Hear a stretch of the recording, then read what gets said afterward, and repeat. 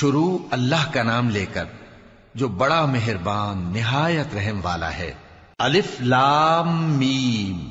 کیا لوگ یہ خیال کیے ہوئے ہیں کہ صرف یہ کہنے سے کہ ہم ایمان لے آئے چھوڑ دیے جائیں گے اور ان کی آزمائش نہیں کی جائے گی؟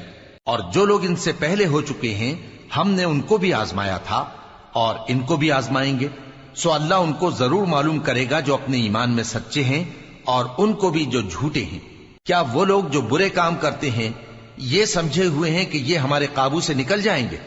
جو فیصلہ یہ کرتے ہیں برا ہے۔ جو شخص اللہ کی ملاقات کی امید رکھتا ہو تو اللہ کا مقرر کیا ہوا وقت ضرور آنے والا ہے، اور وہ سننے والا ہے، جاننے والا ہے۔ اور جو شخص محنت کرتا ہے تو اپنے ہی فائدے کے لیے محنت کرتا ہے، بے شک اللہ تو سارے جہان سے بے نیاز ہے۔ اور جو لوگ ایمان لائے اور نیک عمل کرتے رہے ہم ان کے گناہوں کو ان سے دور کر دیں گے اور ان کو ان کے اعمال کا بہت اچھا بدلہ دیں گے۔ اور ہم نے انسان کو اس کے ماں باپ کے ساتھ نیک سلوک کرنے کا حکم دیا ہے۔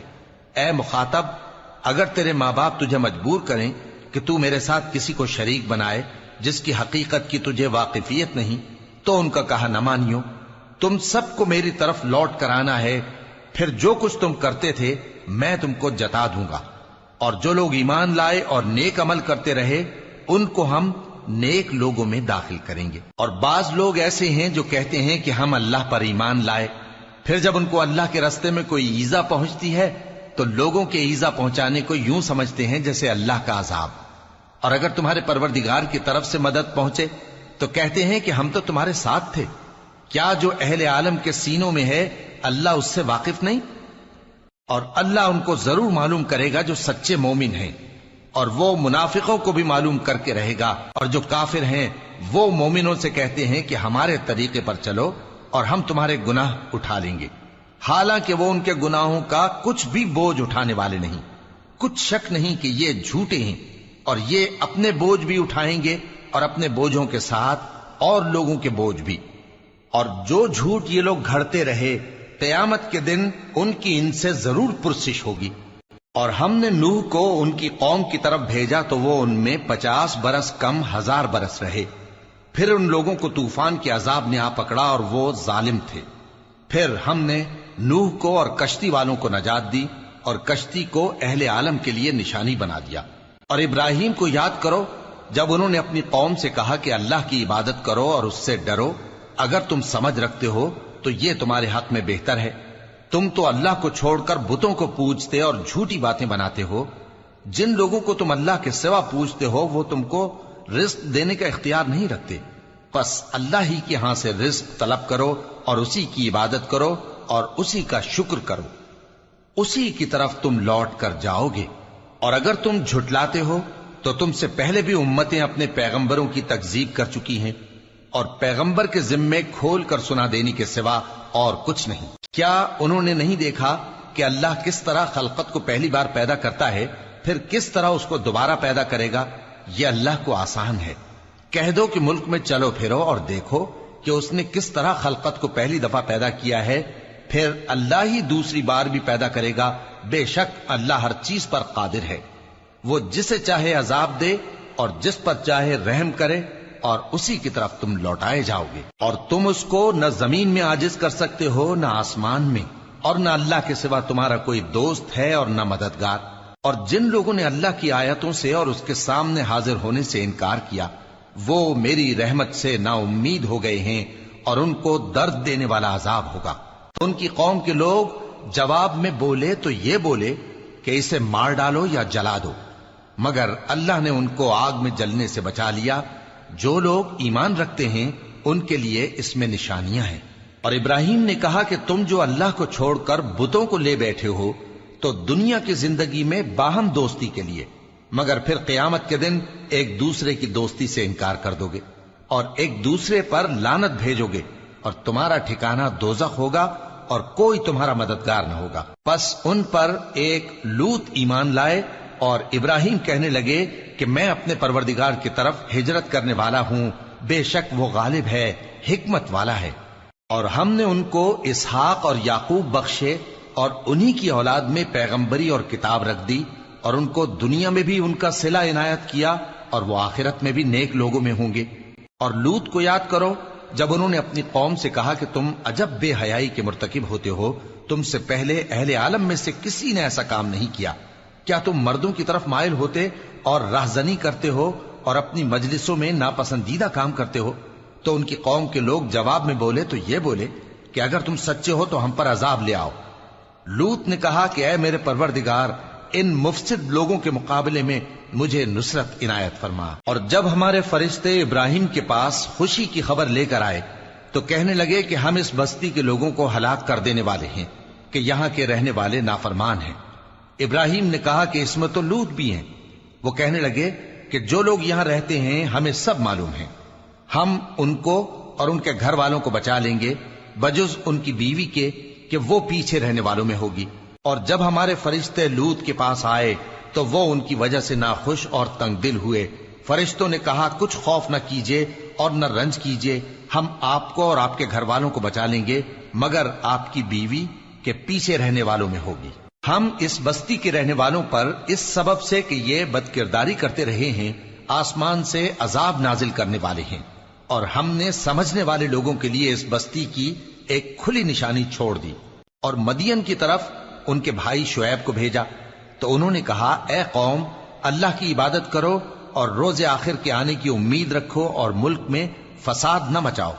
مگر انہوں نے ان کو جھوٹا سمجھا، سو ان کو زلزلے کے عذاب نے آ پکڑا اور وہ اپنے گھروں میں اوندھے پڑے رہ گئے۔ اور عاد اور سمود کو بھی ہم نے ہلاک کر دیا، چنانچہ ان کے ویران گھر تمہاری آنکھوں کے سامنے ہیں، اور شیطان نے ان کے اعمال ان کو آراستہ کر دکھائے اور ان کو سیدھے رستے سے روک دیا، حالانکہ وہ دیکھنے والے لوگ تھے۔ اور قارون اور فرعون اور حامان کو بھی ہلاک کر دیا، اور ان کے پاس موسیٰ کھلی نشانیاں لے کر آئے تو وہ ملک میں مغرور ہو گئے، اور وہ ہمارے قابو سے نکل جانے والے نہ تھے، تو ہم نے سب کو ان کے گناہوں کے سبب پکڑ لیا۔ سو ان میں کچھ تو ایسے تھے جن پر ہم نے پتھروں کا مے برسایا، اور کچھ ایسے تھے جن کو چنگھاڑ نے آ پکڑا، اور کچھ ایسے تھے جن کو ہم نے زمین میں دھسا دیا، اور کچھ ایسے تھے جن کو غرق کر دیا۔ اور اللہ ایسا نہ تھا کہ ان پر ظلم کرتا، لیکن وہی اپنے آپ پر ظلم کرتے تھے۔ ان لوگوں نے اللہ کے سوا اوروں کو کارساز بنا رکھا ہے، ان کی مثال مکڑی کی سی ہے کہ وہ بھی ایک طرح کا گھر بناتی ہے، اور کچھ شک نہیں کہ تمام گھروں سے کمزور مکڑی کا گھر ہے۔ کاش یہ اس بات کو جانتے۔ یہ جس چیز کو اللہ کے سوا پکارتے ہیں خواہ وہ کچھ ہی ہو، اللہ اسے جانتا ہے اور وہ غالب ہے، حکمت والا ہے۔ اور یہ مثالیں ہم لوگوں کے سمجھانے کے لیے بیان کرتے ہیں، اور اسے تو اہل دانش ہی سمجھتے ہیں۔ اللہ نے آسمانوں اور زمین کو حکمت کے ساتھ پیدا کیا ہے، کچھ شک نہیں کہ ایمان والوں کے لیے اس میں نشانی ہے۔ اے نبی، یہ کتاب جو تمہاری طرف وحی کی گئی ہے اس کو پڑھا کرو، اور نماز کے پابند رہو۔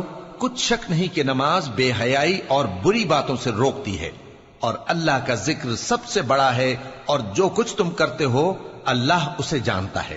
اور اہل کتاب سے بحث نہ کرو مگر ایسے طریق سے کہ نہایت اچھا ہو۔ ہاں، جو ان میں سے بے انصافی کریں ان کے ساتھ اسی طرح مجادلہ کرو، اور کہہ دو کہ جو کتاب ہم پر اتری اور جو کتابیں تم پر اتری ہم سب پر ایمان رکھتے ہیں، اور ہمارا اور تمہارا معبود ایک ہی ہے، اور ہم اسی کے فرما بردار ہیں۔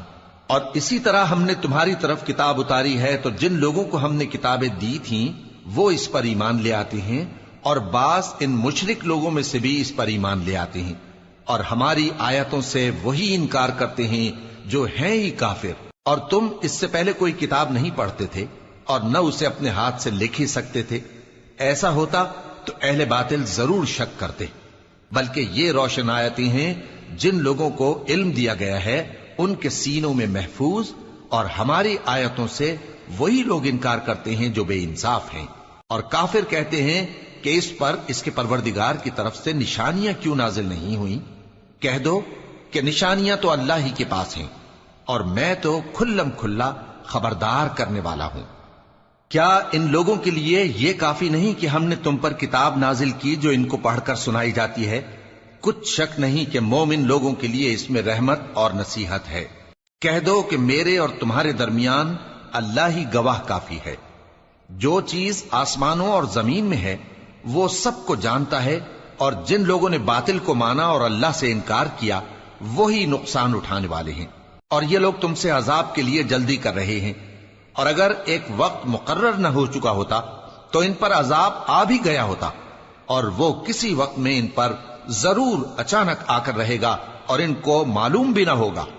یہ تم سے عذاب کے لیے جلدی کر رہے ہیں، جبکہ دوزخ تو کافروں کو گھیر لینے والی ہے۔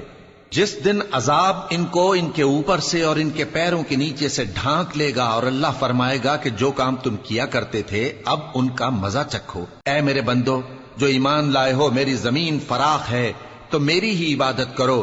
ہر شخص موت کا مزہ چکھنے والا ہے، پھر تم ہماری ہی طرف لوٹ کر آؤ گے۔ اور جو لوگ ایمان لائے اور نیک عمل کرتے رہے، ان کو ہم بہشت کے اونچے اونچے محلوں میں جگہ دیں گے، جن کے نیچے نہریں بہ رہی ہیں، ہمیشہ ان میں رہیں گے۔ نیک عمل کرنے والوں کا یہ خوب بدلہ ہے، جو صبر کرتے اور اپنے پروردگار پر بھروسہ رکھتے ہیں۔ اور بہت سے جانور ہیں جو اپنا رزق اٹھائے نہیں پھرتے، اللہ ہی ان کو رزق دیتا ہے اور تم کو بھی، اور وہ سننے والا ہے، جاننے والا ہے۔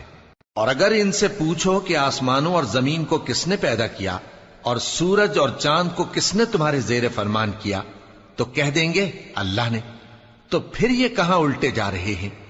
اللہ ہی اپنے بندوں میں سے جس کے لیے چاہتا ہے روزی فراخ کر دیتا ہے، اور جس کے لیے چاہتا ہے تنگ کر دیتا ہے۔ بے شک اللہ ہر چیز سے واقف ہے۔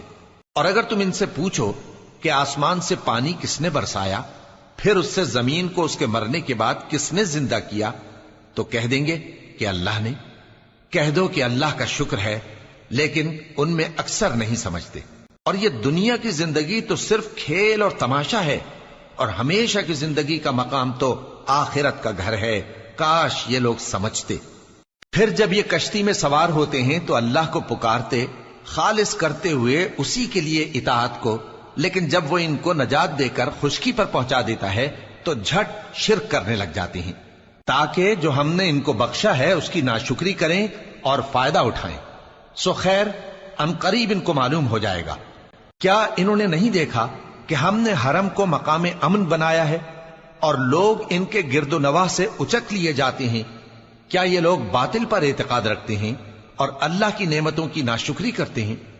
اور اس سے بڑا ظالم کون جو اللہ پر جھوٹ بہتان باندھے، یا جب حق بات اس کے پاس آئے تو اس کی تکذیب کرے؟